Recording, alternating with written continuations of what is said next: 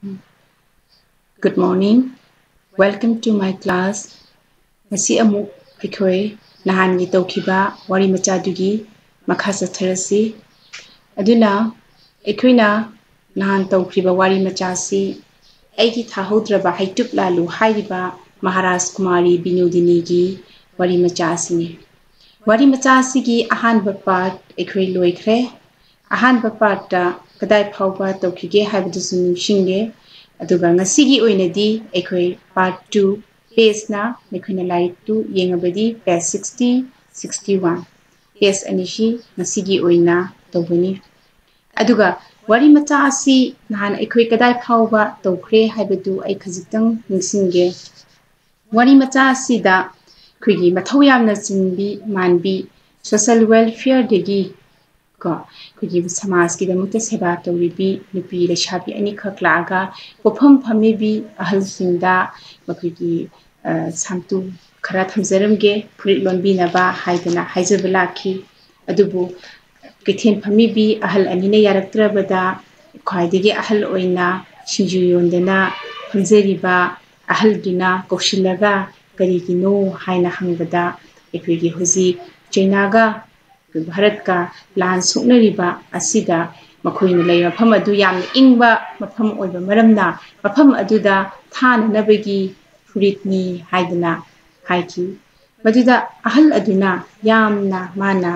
akhigi chingnabaga loinana makhoina tholiba furit asibu chingshoi shoidana makhoi phangadra haidana hangki maduda nupi lesabi ani aduna karigi phangdani asida sunatte haiba matang asiboni ekhoi tawkhibasi masigi makha chatharapu oina ai lai asi parage aduga explain tawrage makhoigi damak Bharat Sarkar na pamuba leite tangai phadrabadi ekhoi siphai singi damakta cha thakpa tokpa tai hingdana bachaba natana atei pumnamak makhoigi damak liduna thamgadoribu lesabi ani duna makha tarakuni ahal oiraba ahal aduna akoina makhoinibu furit noina thadoriba furit asibu sarkar thadoi furit asibu phangadra haidana jingnena hangpa wafamduda lesabi aniduna makha tarapani aduna Bharat Sarkar na pamuba leitana makhoigi damakta mateng pangli makhoigi damakta hotnari aduna tangai pharaktaba laklabadi siphai singi damakta khoigi tungsinduna thamnabagi damakta aikhoisi hingnanaba khajitang chaba tai haibaduni masida akoi chaba thakpa tokpa tai hingnanaba natana atei pumnamak makhoigi damak liduna thamba tai thamgadoribani ana hai ada masida liduna haibasi kaino tungsinduna habini ko liduna habegi arthadi tungsinduna habini aduna aikhoina khudakta aikhoina huji loin chathokadoi mohta tungsindana akhoigi lanthengnariba aikhoigi ngamkhaida imalebaki damakta aikhoigi damakta lanthengnariba siphai singi damakta tungsinduna thamgadoribani habini ko makha sam yengsi aduga mayumdi kanana yengbi ahal du amka makha taraki ahal aduna makhoigi mayum makaidi kanana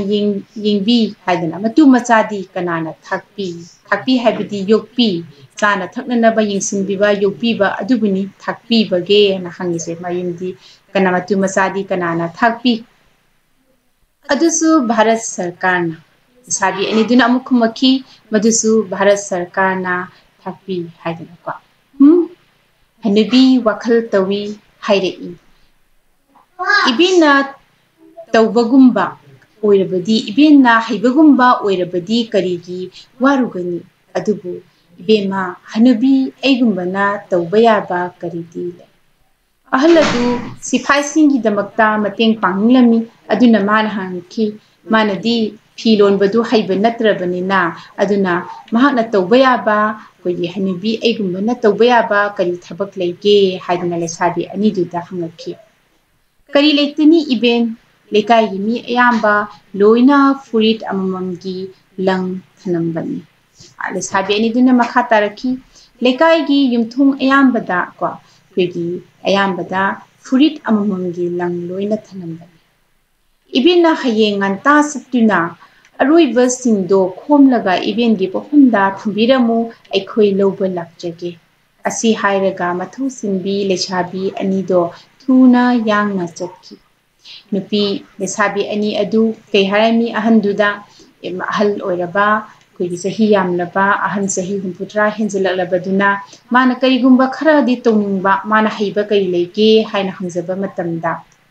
अदुना मखोइनि युमथोंग खुदिंगी थनमिबा लंगसिंग अदो हयेंग nganta माना युमथोंग खुदिंग चतना फि फुरिसिंग अदो खुंजन बिरुरगा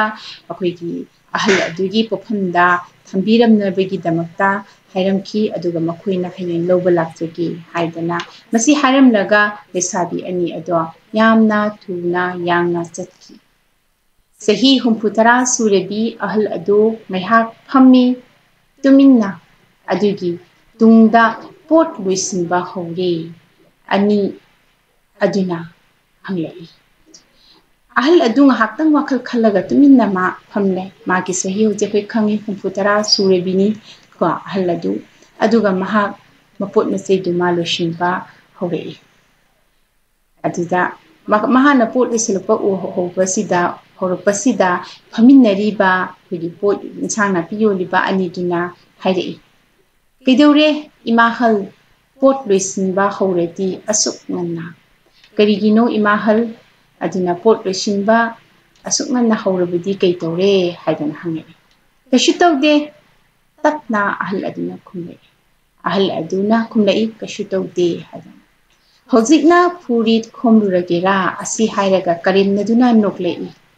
aduna saigi isang yolibi naha oibi ahal adudegi di hena naha oiba ahal dude imahal haina kauriba poyon bi nupi ani aduna mana karimnadana hojikna purit khomba selegera haidana karimna ba wahaida habidi karimna ba wahai habidi thaksi khasi naidaba adugumba wahaini adu nokladana karimna ba wahaida makoina haire hai machum pak naidaba saradana asi hairaga tapna mayum pangakle mana thaksi khasi naide haidana moina karimna mongda harakpaduda ahal aduna amuseri machum pak naidaba saradana haidana thaksi khasi naide haidana mi masakhangde thaksi khasi naide haidana mana kitang saunna harakwa phamni masi haram laga ma tapna mayum pangakle amana kauduna hairei imahal leirak phauba samura ugadara pot yoli binipi ani di marakta amana leirak phawudang samura ugadara haidana lawi khumde ahal ado khongthang kanna launa sitki ma karishu khumamdana ma makhong launa thangadana ma satkri piklaba magi yumda changlei thongmei chukhatchei ngaihak imungi thabak inkhang loiraduna hidak nganthak ama thaktuna phungada phamle mayum yorlaga piklaba matomta ngaizaraba yum aduda mahak changlei thongmei chukhatle sandhya orabanina aduga ngaihak imungi thabak inkhang tawaloiraga hidak nganthak ama thaktuna ma phungada phamle phunga khangi ko imung kudingi mitegi phunga lingba yumbalni ko are hidak nganthak harise ekudi hidak pu haidana noi di khangi bra khangde ai matang sana amu lakke ko hidak pu haidana thaina thaknarami adhan singna aduni man madu thaaga ma tumina ngahaktang ma phamne madudegi di ma karigumba khara ningsinge yengsi ko ingso lishingamaga samapan tara mari degi na lishingamaga samapan tara ga nipan gi manungda ko thokhiba numit amagi thogdo si flashback ni mana haukraba thodok amabu mana nisingakpani karamba sahida thokiba lishingamaga samapan tara mari degi lishingamaga samapan tara ga nipan phawgi manungda thokiba British German gi land gi matam gi wahum amakha ni thodok amakha ni mani sing togi pase matam ado masam haigatsabada Nigeria masina taise masam haigatsabada kugi meitei gi chatnebida matam ko mamangai gi matamda hojiti na khoi udre mamangai gi matamdadi anganba matamdadi kari tomi haibada leshabi mau haibasi samkakna fizetna yamna laina koina khangbanga mami lesabi yum pandriba singna masam sai khakani masam haigate ko aduna sida hai sidi matam ado masam haigatsabada ngaijeri haibadi luhongbada ngaijeri haiba mai masang khonglaga haigatsabada ngaijeri haisi luhongba kuidri haibani ko nauna yumbal taibangda ꯈꯣꯡꯗꯥꯕ ꯑꯣꯏꯕꯅ ꯊꯕꯛ ꯄꯨꯝꯅꯃꯛ ꯑꯅꯧꯕ ꯑꯥꯁꯥꯒ ꯂꯣꯏꯅꯅ ꯇꯧꯖꯩ ꯍꯥꯏꯗꯤ ꯑꯁꯤꯁꯨ ꯃꯈꯥ ꯇꯥꯅ ꯑꯗꯨꯝ ꯍꯥꯏꯔꯛꯑꯦ ꯅꯧꯅ ꯌꯨꯝꯕꯥꯜ ꯇꯥꯏꯕꯪꯗ ꯍꯥꯏꯕꯗꯤ ꯂꯨꯍꯣꯡꯕ ꯀꯣ ꯌꯨꯝꯕꯥꯟꯕꯒꯤ ꯂꯝꯕꯤꯗ ꯅꯧꯅ ꯈꯣꯡꯗꯥꯖꯕꯗ ꯉꯥꯏꯕꯅ ꯊꯕꯛ ꯄꯨꯝꯅꯃꯛꯁꯦ ꯑꯅꯧꯕ ꯑꯥꯁꯥꯒ ꯂꯣꯏꯅꯅ ꯇꯧꯖꯩ ꯅꯣꯝꯕꯒꯤ ꯋꯥꯕ ꯂꯩꯇꯦ ꯑꯗꯨꯕꯨ ꯅꯣꯡꯃ ꯃꯄꯨꯔꯣꯏꯕꯅ ꯊꯦꯡꯅ ꯀꯣꯅꯨꯡꯗꯒꯤ ꯍꯜꯂꯛꯂꯒ ꯍꯥꯏꯔꯛꯏ ꯀꯣ ꯃꯥ ꯋꯥꯕ ꯂꯩꯇꯦ ꯊꯕꯛ ꯈꯨꯗꯤꯡꯃꯛ ꯃꯥ ꯌꯥꯝꯅ ꯈꯤꯡꯈꯤꯡ ꯂꯥꯎꯅ ꯌꯥꯝꯅ ꯅꯨꯡꯉꯥꯏꯅ ꯑꯅꯧꯕ ꯑꯥꯁꯥꯒ ꯂꯣꯏꯅꯅ ꯇꯧꯏ ꯑꯗꯨꯕꯨ ꯅꯣꯡꯃ ꯃꯥꯒꯤ ꯃꯄꯨꯔꯣꯏꯕ ꯀꯣꯅꯨꯡ ꯀꯥꯔꯨꯔꯒ ꯍꯜꯂꯛꯑꯒ ꯃꯉꯣꯟꯗ ꯍꯥꯏꯔꯛꯏ ꯇꯝꯄꯥꯛ ꯑꯩ ꯂꯥꯟ ꯆꯠꯄ ꯇꯥꯔꯦ ꯉꯁꯥꯏꯒꯤ ꯑꯍꯟꯗꯨꯒꯤ ꯃꯃꯤꯡ ꯈꯪꯉꯦꯀꯣ ꯇꯝꯄꯥꯛ ꯑꯗꯨꯅ ꯀꯩ ꯍꯥꯏꯔꯨꯔꯦ ꯃꯥꯒꯤ ꯃꯄꯨꯔꯣꯏꯕꯅ ꯀꯣꯅꯨꯡꯗꯒꯤ ꯊꯦꯡꯅ ꯍꯜꯂꯛꯂꯒ ꯑꯩ ꯂꯥꯟ ꯆꯠꯄ ꯇꯥꯔꯦ ꯇꯝꯄꯥꯛꯅ ꯍꯪꯉꯤ ꯀꯗꯥꯏꯗ ꯀꯔꯤꯒꯤ ꯂꯥꯟ ꯅꯪ ꯂꯥꯟ ꯇꯧꯔꯤ ꯍꯥꯏꯕ ꯇꯥꯗ꯭ꯔꯥ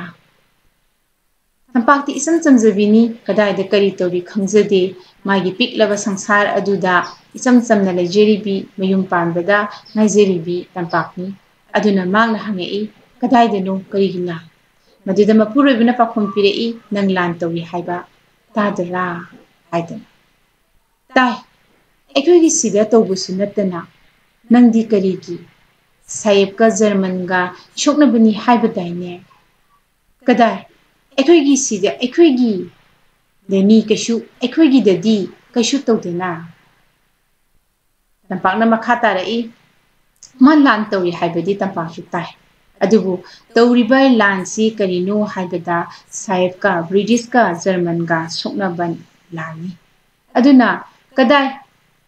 ꯑꯩꯈꯣꯏꯒꯤꯗꯅꯤ ꯀꯩꯁꯨ ꯑꯩꯈꯣꯏꯒꯤꯗꯗꯤ ꯍꯥꯏꯗꯧꯅꯤꯀꯣ ꯁꯦ ꯑꯩꯈꯣꯏꯒꯤꯗꯗꯤ ꯀꯩꯁꯨ ꯇꯧꯗꯅ ꯍꯥꯏꯗꯤ ꯑꯩꯈꯣꯏꯒꯤ ꯃꯅꯤꯄꯨꯔꯗꯗꯤ ꯑꯩꯈꯣꯏꯒꯤ ꯂꯝꯗꯝꯁꯤꯗꯗꯤ ꯀꯩꯁꯨ ꯇꯧꯗꯅ ꯀꯔꯤꯒꯤ ꯂꯥꯟꯅꯣ ꯍꯥꯏꯗꯅ ꯃꯥꯅ ꯃꯊꯪ ꯃꯊꯪ ꯍꯪꯉꯛꯏ ꯅꯪꯅ ꯈꯪꯄꯣꯠ ꯅꯠꯇꯦꯗ ꯑꯩꯈꯣꯏꯗꯤ ꯃꯤꯅꯥꯏꯅꯤꯅꯦ ꯃꯄꯨꯔꯣꯏꯕꯅ ꯃꯈꯥ ꯇꯥꯔꯛꯏ ꯅꯪꯅ ꯈꯪꯄꯣꯠ ꯅꯠꯇꯦꯗ ꯑꯩꯈꯣꯏꯗꯤ ꯃꯤꯅꯥꯏꯅꯤꯅꯤ ꯚꯥꯔꯠꯇꯤ ꯁꯥꯍꯦꯕꯀꯤ ꯃꯤꯅꯥꯏꯅꯤ ꯃꯅꯤꯄꯨꯔꯁꯨ ꯃꯤꯅꯥꯏꯅꯤ ꯃꯤꯅꯥꯏꯗꯤ ꯃꯄꯨꯅ ꯀꯧꯕ ꯃꯇꯝꯗ ꯆꯠꯀꯗꯧꯕꯅꯤ ꯑꯗꯨꯅ ꯑꯩꯈꯣꯏ ꯃꯇꯝ ꯑꯁꯤ ꯕ꯭ꯔꯤꯇꯤꯁꯀꯤ ꯃꯈꯥ ꯄꯣꯜꯂꯤꯕ ꯃꯇꯝꯅꯤ 1891ꯒꯤ ꯑꯩꯈꯣꯏꯒꯤ ꯈꯣꯡꯖꯣꯝ ꯂꯥꯟꯒꯤ ꯃꯇꯨꯡꯗꯒꯤ ꯃꯅꯤꯄꯨꯔꯒꯤ ꯅꯤꯡꯇꯝꯕ ꯃꯥꯡꯈ꯭ꯔꯦ ꯑꯗꯨꯅ ꯃꯅꯤꯄꯨꯔꯒꯤ ꯁꯥꯁꯟ ꯕ꯭ꯔꯤꯇꯤꯁꯅ ꯄꯥꯏꯈ꯭ꯔꯦ ꯑꯗꯨꯅ ꯕ꯭ꯔꯤꯇꯤꯁꯀꯤ ꯃꯈꯥ ꯄꯣꯜꯂꯤꯕ ꯃꯇꯝꯅꯤ ꯑꯩꯈꯣꯏꯁꯦ ꯑꯗꯨꯅꯤ ꯃꯍꯥꯛꯀꯤ ꯃꯄꯨꯔꯣꯏꯕꯅ ꯃꯇꯥꯡꯁꯤꯗ ꯐꯣꯡꯗꯣꯛꯏꯕꯁꯦ ꯅꯪꯗꯤ ꯀꯩꯁꯨ ꯈꯪꯄꯣꯠ ꯅꯠꯇꯦ ꯑꯩꯈꯣꯏꯗꯤ ꯃꯤꯅꯥꯏꯅꯤ ꯍꯥꯏꯁꯦ ꯑꯩꯈꯣꯏ ꯕ꯭ꯔꯤꯇꯤꯁꯀꯤ ꯃꯤꯅꯥꯏꯅꯦꯕ ꯑꯗꯨꯅ ꯚꯥꯔꯠꯇꯤ ꯁꯥꯍꯦꯕꯀꯤ ꯃꯤꯅꯥꯏꯅꯤ ꯚꯥꯔꯠꯁꯨ ꯁꯥꯍꯦꯕꯀꯤ ꯍꯥꯏꯗꯤ ꯕ꯭ꯔꯤꯇꯤꯁꯀꯤ ꯃꯤꯅꯥꯏꯅꯤ ꯃꯅꯤꯄꯨꯔꯁꯨ ꯃꯤꯅꯥꯏꯅꯤ ꯃꯅꯤꯄꯨꯔꯁꯨ ꯃꯤꯅꯥꯏꯅꯤ ꯑꯩꯅ ꯍꯧꯖꯤꯛ ꯄꯜꯂꯤꯕꯗꯨꯅꯤ 1891ꯒꯤ ꯑꯩꯈꯣꯏꯒꯤ ꯈꯣꯡꯖꯣꯝ ꯂꯥꯟꯒꯤ ꯃꯇꯨꯡꯗꯒꯤꯗꯤ ꯃꯅꯤꯄꯨꯔꯒꯤ ꯅꯤꯡꯇꯝꯕ ꯃꯥꯡꯈ꯭ꯔꯦ ꯃꯗꯨꯒ ꯂꯣꯏꯅꯅ ꯃꯅꯤꯄꯨꯔꯁꯨ ꯕ꯭ꯔꯤꯇꯤꯁꯀꯤ ꯃꯈꯥꯗ ꯂꯩꯈ꯭ꯔꯦꯀꯣ ꯃꯤꯅꯥꯏꯗꯤ ꯃꯄꯨꯅ ꯀꯧꯕ ꯃꯇꯝꯗ ꯆꯠꯀꯗꯧꯕꯅꯤ ꯑꯗꯨꯅ ꯃꯤꯅꯥꯏꯗꯤ ꯃꯄꯨꯅ ꯀꯧꯕ ꯃꯇꯝꯗ ꯆꯠꯀꯗꯧꯕꯅꯤ ꯍꯧꯖꯤꯛ ꯁꯣꯛꯅꯔꯤꯕ ꯂꯥꯟꯁꯦ ꯖꯔꯃꯟꯒ ꯕ꯭ꯔꯤꯇꯤꯁꯀꯅꯦꯕ ꯁꯥꯍꯦꯕꯀ ꯖꯔꯃꯟꯒꯅꯦꯕ ꯑꯗꯨꯅ ꯍꯧꯖꯤꯛ ꯕ꯭ꯔꯤꯇꯤꯁꯅ ꯀꯧꯔꯛꯑꯕꯅꯤꯅ ꯑꯩꯈꯣꯏ ꯆꯠꯄ ꯇꯥꯕꯅꯤ ꯑꯩꯈꯣꯏꯗꯤ ꯃꯤꯅꯥꯏꯅꯤ ꯍꯥꯏꯗꯅ ꯃꯄꯨꯔꯣꯏꯕꯅ ꯇꯝꯄꯥꯛꯇ ꯒ꯭ꯌꯥꯟ ꯇꯥꯅꯅꯕ ꯃꯥ ꯇꯥꯛꯂꯛꯑꯦ ꯍꯜꯂꯣ ꯑꯩꯈꯣꯏꯒꯤ ꯅꯤꯡꯊꯧꯕꯨ ꯁꯥꯍꯦꯕꯀꯤ ꯃꯤꯅꯥꯏꯅꯦ ꯃꯁꯤꯁꯤꯗ ꯇꯝꯄꯥꯛꯅ ꯉꯛꯑꯗꯅ ꯑꯩꯈꯣꯏꯒꯤ ꯅꯤꯡꯊꯧꯕꯨ ꯁꯥꯍꯦꯕꯀꯤ ꯃꯤꯅꯥꯏꯅꯦ ꯍꯥꯏꯗꯅ ꯃꯥꯅ ꯍꯥꯏꯔꯛꯏ ꯃꯥꯅꯤ ꯃꯄꯨꯔꯣꯏꯕꯅ ꯑꯃꯨꯛ ꯈꯨꯝꯃꯛꯏ ꯑꯩꯈꯣꯏꯒꯤ ꯃꯍꯥꯔꯥꯖ ꯃꯅꯤꯄꯨꯔꯗꯒꯤ ꯁꯤꯄꯥꯏ ꯗꯕꯜ ꯀꯝꯄꯅꯤ ꯑꯃ ꯊꯥꯒꯗꯧꯔꯤ ꯑꯩꯈꯣꯏ ꯃꯤ 235ꯅꯤ ꯑꯗꯨꯅ ꯑꯩꯈꯣꯏꯒꯤ ꯅꯤꯡꯊꯧ ꯍꯥꯏꯕꯗꯤ ꯑꯩꯈꯣꯏꯒꯤ ꯃꯍꯥꯔꯥꯖꯅ ꯃꯅꯤꯄꯨꯔꯗꯒꯤ ꯁꯤꯄꯥꯏ ꯗꯕꯜ ꯀꯝꯄꯅꯤ ꯑꯃ ꯊꯥꯒꯗꯧꯔꯤ ꯗꯕꯜ ꯀꯝꯄꯅꯤ ꯍꯥꯏꯕꯁꯤ ꯁꯤꯐꯥꯏ ꯀꯌꯥꯅꯣ ꯍꯥꯏꯕꯗ ꯃꯤ 235ꯅꯤ ꯍꯥꯏ ꯍꯧꯖꯤꯛ ꯆꯠꯂꯤꯕ ꯃꯤ 235 ꯑꯁꯦ ꯃꯁꯤꯡ ꯍꯦꯛ ꯋꯥꯠꯂꯛꯄꯗ ꯑꯃꯨꯛ ꯃꯤ ꯊꯣꯝꯖꯤꯟꯒꯗꯧꯔꯤꯕꯅꯤ ꯑꯗꯨꯅ ꯍꯧꯖꯤꯛ ꯆꯠꯀꯗꯧꯔꯤꯕ ꯗꯕꯜ ꯀꯝꯄꯅꯤ ꯍꯥꯏꯕꯗꯤ ꯃꯤ 235 ꯑꯁꯤꯀꯣ ꯃꯥꯅ ꯃꯁꯤꯡꯁꯦ ꯍꯦꯛ ꯋꯥꯠꯂꯛꯄꯗ ꯑꯃꯨꯛꯀ ꯃꯤ ꯊꯣꯝꯖꯤꯟꯒꯗꯧꯔꯤꯕꯅꯦꯕ ꯃꯤ 235 ꯑꯁꯤꯒꯤ ꯃꯃꯤꯡ ꯁꯨꯅꯅꯕ ꯉꯁꯤ ꯑꯩꯒꯤ ꯃꯤꯡ ꯄꯤꯈꯠꯄꯗ ꯌꯥꯎꯈ꯭ꯔꯦ ꯑꯗꯨꯅ ꯍꯥꯏꯔꯤꯕ ꯃꯤ ꯃꯁꯤꯡꯁꯦ ꯁꯨꯅꯅꯕꯒꯤ ꯃꯃꯤꯡ ꯊꯤꯒꯠꯂꯛꯄꯗ ꯇꯝꯄꯥꯛꯀꯤ ꯃꯄꯨꯔꯣꯏꯕꯁꯨ ꯉꯁꯤꯗꯤ ꯃꯥꯒꯤ ꯃꯤꯡ ꯄꯤꯈꯠꯄꯗ ꯌꯥꯎꯈ꯭ꯔꯦ ꯀꯔꯤꯒꯤꯅꯣ ꯀꯅꯥꯒꯤꯗꯃꯛꯇ ꯆꯠꯂꯤꯕꯅꯣ ꯑꯩ ꯈꯪꯗꯦ इनिंग थौना हाइबनी मदुगी चटकदौरिबनी माना मखा अमु तारई तंपाकी मपुरोइबना अखोई कनागिदमक्ता करिगी चटलिबनो हाइबा करिमता खंगदे अदुबु अखोइगी लेबा असिगी लमदम असिगी निंगथौ ममिंगतगी ओइना लेइबा अखोइगी निंगथौना हाइबगी इनिंगथौना हाइबगी अखोइ चटकदौरिबनी मागी याथंग इनगदौरिबनी हाइदना मपुरोइबना तंपाकसिदा हाइरे तंपाकना अइदी मादी करायना लेहुनी कमाइन तौनी हाइना यामना समना माना अइदी हाइबा वहंसे हंगे मपुरोइबना अमु खुमई नंदी अबोखोइगिदा लेरमु हाइबदी मागी मपामदा को मागी मपामदा लेरमु माना लान चटलिंगिददी हाइदना मपुरोइबना खुमई अदुना वारी मसासिगी अनिसुबा part तौरिबसी ngasiगी matang asida lusilasi matang sibokten aduna ngasi tawkhiba asina karamba matang no haibada ngasagi tampakna nupi resabi ani duna hankhra matungda masu nantana maigi pofamdegi kumaaga mayumdi thabai inkhang lusilaga nan maigi hida na tha ama thaaga होख्रब मागी पुंसीगी तांकक अमखकपु मान अमुकना होंगना निंसिंजरकपनि हारिब तांकक असिदा मान निंसिंगलक्लिबसी लिसिंग अमगा समापन तरा मरीदेगिना लिसिंग अमगा समापन तरा निपानद थोकिबा नोंमगी थौदोक अमखकनि मदुदि मपुरोइबना कुनुंगदेगी थेंगना हलकलगा मान लांग चटप तारे हाइना हाइखिबा अदुगा माबुना मागी मपामदा लेरमु हाना हाइखिबा मतंगदु फौनि अखोइना ngasi तौरिबसी अदुगा ngasiगी ओइनदी एखोइ मतंग असिदा लोसिलसी ngasiगी मखा तारकपा हयेंग अमु तौरेसी अदुना पार्ट 2 शी मतंग असिदा लोइरे अखोइ को अदुना अखोइ म्यामबो अइना अमुका हना थागतली हयेंग अमु एखोइ लरसी ngasiगी दमक्तदी मतंग असिदा एखोइ लोसिलसी अइना नमकपु अमु नखोइ नुंगाइना ज्ञान ताना पथारगा लेरो ngasiगी मतंग असिदा लोसिलसी